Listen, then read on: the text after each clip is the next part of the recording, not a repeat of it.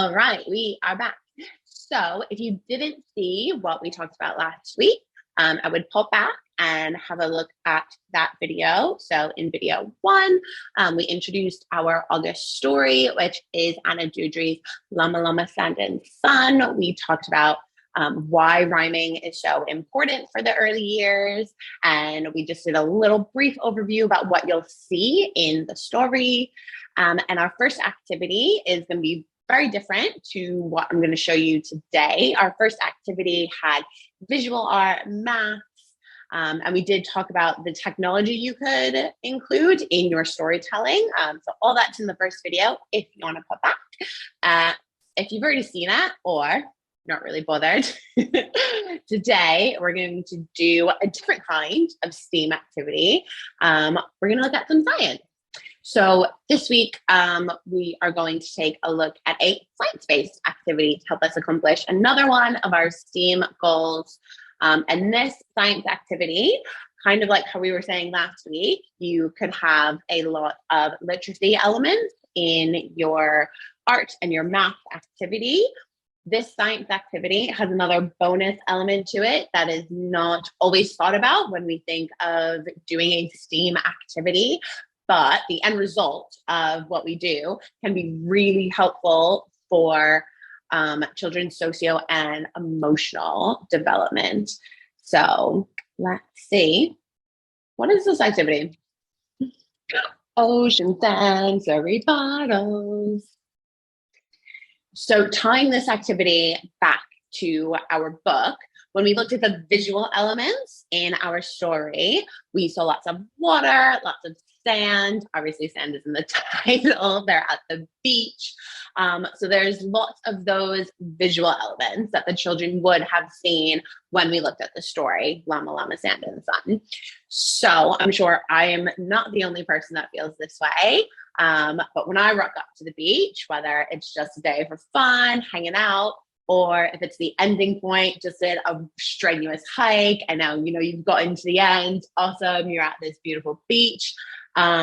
Just kind of like hearing the waves rolling up on the beach, seeing the water just like that beautiful blue. It can really help bring a sense of calm. So how we are going to tie this into Llama Llama Sand and Sun and our socio-emotional benefits is we are going to make something to help calm us. It will help children. You can introduce it as some emotional regulation, self-regulation, which is really important. And it's something that the children will have individual. We'll talk about how you can do that for a big classroom of children later. But that's a key step to having them be able to self-regulate their emotions. They know that this is theirs. So let's see, how does that make any sense to the ocean? So in our story, Llama Llama, he's having fun. He's playing in the water while Mama Llama is chilling, watching from the sand. So this can be an area of connection between our kids and the story, which we talked a little bit about last time. Even if you don't live near the ocean, we can implore the kids to think about when they've had water experiences. So it could be a lake, a river, a pool, a sprinkler. I might age myself a little. A slip and slide. Do kids do? Is that a thing? Kids do that anymore? A water park. Anytime that they've had this, it could have been 2 weeks ago you had a water sensory table in your classroom. Imploring them to tie in that personal element that they had to a time where they were interacting with water, hopefully in more of an outside environment, but obviously where people live, you have access to different things. So let's see how we're going to tie this socio-emotional development and science. Of course, I'm going to throw some maths in there for you. How are we going to tie this into our calming Llama Llama activity? All right. Ocean sensory bottles. So, like we said before, if you're doing this in the classroom, I have found what has worked best If you ask your parents like a week or two before you want to do the activity, ask them if they can bring in a clear plastic bottle. This also lends itself to a conversation about recycling and reusing materials. We mentioned that a little bit last time when we talked about if you wanted to do a collaborative visual art project with your children and using cardboard from, like a box or something like that. So also adding another element of reusing into this activity as well. I would definitely recommend using a plastic bottle versus glass or anything else that is clear. Obviously, if it's, tin or something, you're not going to be able to see through that. So that's not going to work for this activity. But because we want the children to be interacting with it, shaking it, touching it, holding it, we definitely would rather them use a reused plastic bottle instead of a glass bottle because we don't want them dropping it, getting hurt, anything like that. Okay, so what do we need? We are going to need a clear plastic bottle. So this is going to be the bottle that you ask your families to help you collect and to bring in. If you take a look at my bottle, I have a lovely, honestly, if you're a parent out there and you don't know what to get your parents like an end of the year present or anything, teachers will never not want name labels. I've gotten these many times as a gift from parents, and they are always appreciated. So we want to pop our children's name on the top. If your kids aren't able to recognize the letters of their name and they're not able to read it yet, totally fine. We can pop a little picture of them on there as well, or like this, any kind of visual element that they will recognize as being theirs. But we do want to make sure that they have a way of telling their bottle very clearly from a classmate's bottle. So if they can do their name, if not, can pop a picture. So we want that on the bottle we're going to use to make our ocean sensory bottle. We are going to need some water. We are going to need some oil as well. So like we said before, especially if you're a teacher that has a really tight budget, or if you're a teacher that, unfortunately, I know so many of my teacher friends are like this, they aren't even given a budget for stuff like this. So if you're a teacher in some places and you want to do this activity, you're buying the oil out of your own pocket. So that's where the oil part, going to give you a little help on that. So as you can see, the oil I have is sunflower oil. So sunflower oil, vegetable oil will be the cheaper kinds of oil. They also are a little bit yellowy in their color. For this activity, I think that works better because like we're gonna have our blue food dye that we're gonna put in our water so that we have that blue, beautiful, oceany color.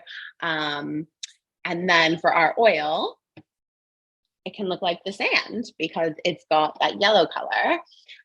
If you don't want to use vegetable oil, sunflower oil, you can do this activity with baby oil. Why I prefer and why I recommend to use vegetable oil or sunflower oil, not only is it just because of the color, but it's going to be much cheaper than buying baby oil. Baby oil can get really expensive. And you're not because you're going to have the top on it, you're not necessarily going to be smelling this oil. If you're doing an activity, maybe like making moon sand, where it's going to be out in the open and you don't really want a yellow color oil, there you would want a clear oil, baby oil all the way. But in this case, we're not going to smell it. So having like that nice fresh baby oil smell, it's not going to benefit you. And it's more expensive. So 100% get the cheap oil. It will be fine. Okay, so let's move into our science part. So why this activity is going to tie into science is because we're going to have different densities. So I know this might seem like I can't do this with young children. They're not really going to understand. I've done this with children as young as 3 and 4, and they 100% can relate to this. So don't think it's going to be too intimidating. And depending on how advanced your children are, you can get more technical and can get more into it. But I have done density and sensory bottles with children as young as 3 and 4, and that you can definitely see the knowledge and them putting it into use in later practices. So don't be intimidated by thinking that you can't talk about density with young kids. So we've got our water, we've got our oil, and they don't weigh the same. Because oil weighs less, it's less dense. I shouldn't say it weighs less. That's incorrect. I'm going to have my science friends. They are going to yell at me about that. It is less dense. So that is why our oil is always going to float on top of our water. So that's why we were saying before, when we buy our dye, that's why we want to make sure it is a water soluble dye. Because if you if you end up dyeing your oil, then you're going to have blue on top. And it's not really going to make any sense tying back to the Llama Llama Sand and Sun, where we want these to resemble the day at the beach that Llama Llama had. So also, depending on where you live, so right now I live in very hot Hong Kong, and we get lots and lots of rain. So something that I've done with my students, when we are able to go outside, if it's, it's just rained in the morning, so I know there's going to be some puddles out, if we can pop outside and we can go look at the puddles. If not, again, this is where we can introduce some technology into the lesson. If you want to look at some videos, some pictures of places near you, so that when the children, then when they're walking down the street, when they get home, if they see a puddle, then they can share this knowledge because we related it to their everyday lives. But I love to show them pictures of puddles. And when we see all the different colors, like the oil slicks, when we see them on puddles, we can see them because of the density, because the oil is less dense. And that's why we can see, I think the colors look beautiful a lot of the time. So I am going to say the beautiful oil slicks, even though it's bad for the environment. But that's a way to relate this activity to the children's everyday lives. There's also a really fun song when I have done things more along the lines of like floating and sinking. I've introduced this song. It's a density song. It's much more fun than it sounds, I promise. So I'll pop a link down in the description. So if you want to check out the density song, I would also introduce I love to intro music to help children relate and understand things. Also really good for like brain breaks. But yeah, so I'll put that in. And hey, now we're also getting some art. Oh, and if you want another reference before you do this activity in our Llama Llama story, we can look at things that are floating on the water, or you can do it as you're reading the story, because he's playing with the ball and stuff. What do you think will float? What do you think will sink? Why is it floating on the water? Even if the children don't have the answers, you can just ask those questions and get the thought process going, so that when you do talk about the water and the oil, then you've kind of already planted those seeds, because maybe they didn't have an answer when you were looking at the story, but they've been thinking about it. So then when you talk about it with the water. So then when you talk about it with the water and the oil, they're ready. Now they have that answer for you. All right.